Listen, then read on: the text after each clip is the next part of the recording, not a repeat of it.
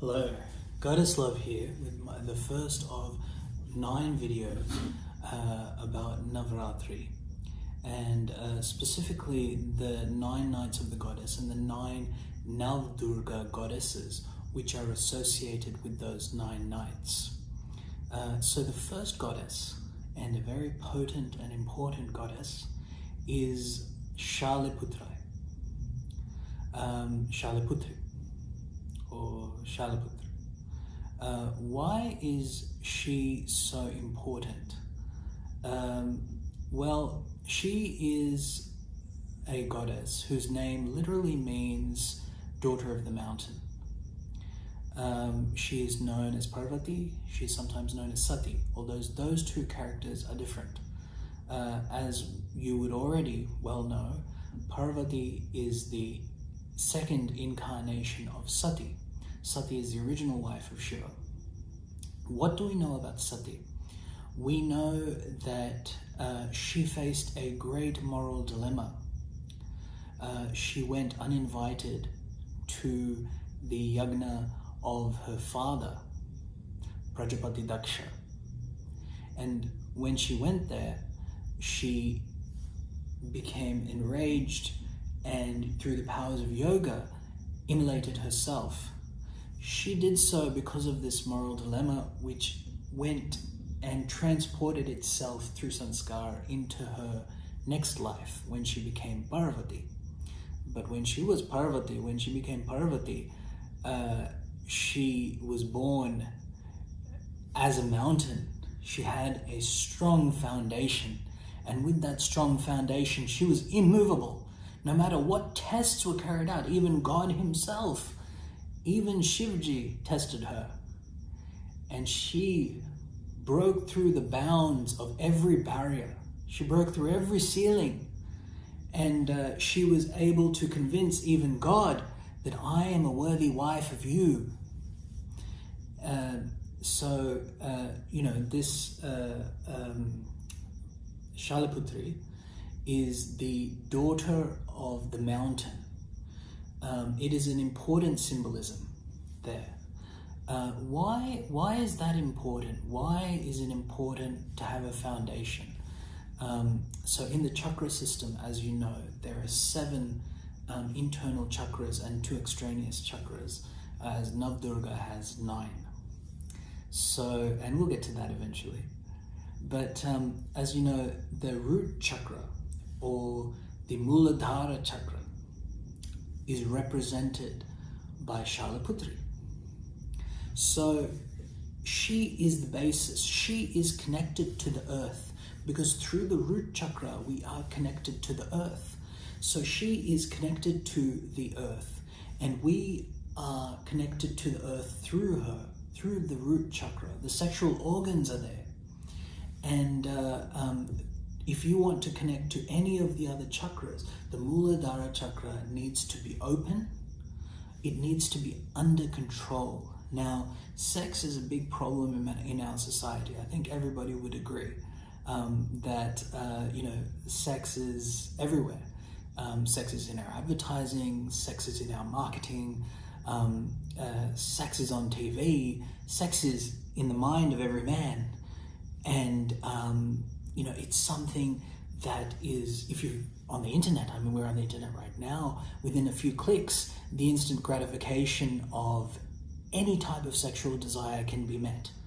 Well, within reason, but still, you can find anything. So that sexual desire should be controlled, and that chakra should be balanced, and while it's balanced, it should be open and it should flow. But when it flows, the lesson here, and why Shaliputri is so important, is so important, is because there should be a solid foundation. But within that solid foundation, there is something that should be noted. When you have a foundation, okay, that foundation, it should be solid, but at the same time, it should be focused. Okay, one characteristic, if you know anything about Parvati, one characteristic that she embodied was focus. She was able to stand on one leg and go through austerity after austerity to please Shivji. I think it was in the story that she was able to stand on one leg for a number of years. But it's that ability to focus on your goal that is so important. In this modern society, people are going everywhere. They're going left and they're going right and they're going up and they're going down. I am Goddess Love, and I am here to tell you that I'm not a goddess. I just love God, and I love the goddess, so I'm Goddess Love.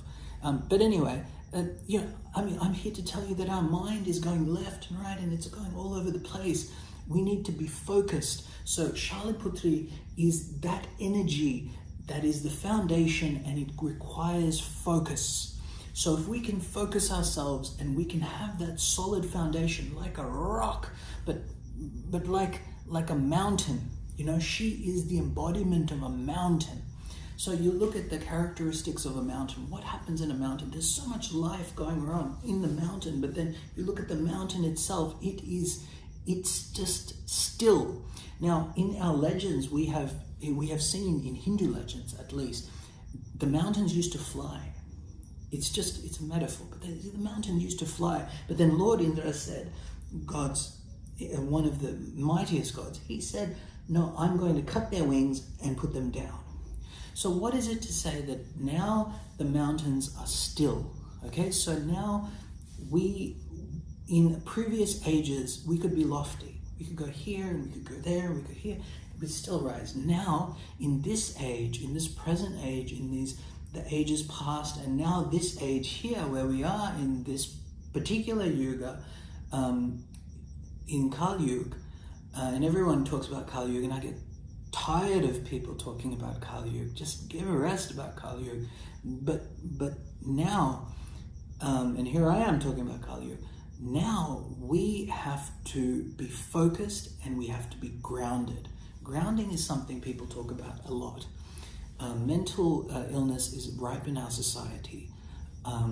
Everyone has some anxiety or is worried about something, has something on their mind. Sometimes, people flip out, sometimes have minor mental breaks. But it's important for us to have that solid foundation. It's important for us to have that focused thought, and with that focused thought, Shaliputri, or the root chakra, or the Muladhara chakra, will start spinning. That chakra will start spinning and it will move on. So this is the significance of the first night of Navaratri. Any Navaratri is Shaliputri Devi. Okay? Now Shaliputri Devi holds two elements in her hands. One is a trident. Why do the Hindu gods, why do the Greek gods, why do the gods hold tridents? It's because a trident is such a thing that if you stab it, okay, then what's going to happen is when you take it out, everything's going to come out. Like if you stab it in the chest, the ribs are going to rip apart. So it's a very powerful tool, and that's why it's there. Now, on the other hand, she has a lotus. Why a lotus? Because lotuses float in the worst conditions in a pile of mud. They always rise and they're always floating above. So that's her. She's always floating above the worst part of you. Whatever the worst part is, whatever you think is wrong, you have a sexual problem, you have a mental problem, whatever it is, she's above that for you, okay? And she has that pitchfork ready, okay? Because that problem that you have, she is going to destroy it, okay? And with that, she will help you to rise. But you have to let her. With all of these deities, they want to help you, but you have to let them help you. So this is Shaliputri, and this is the significance of Shaliputri. There isn't anything difficult to understand about her. She is Parvati. She is Sati. But we as a species, we as a spiritual entity, we move on and we advance. Sati once existed, but then Parvati existed, and Parvati exists as a more advanced form of Sati. So Sati sacrificed, yes, she did sacrifice, and she did go into a moral dilemma, and she did have to immolate herself, but then she was reborn. Again, that light went up and down and into Parvati, and Parvati is here with us. And Shaliputri is the first form of Durga Ma, and she exists in the root chakra. So you just have to focus on your foundation, your grounding, and you have to focus on your focus itself. Focus, your focus. So that's Shaliputri Devi. That's day 1 of Navaratri.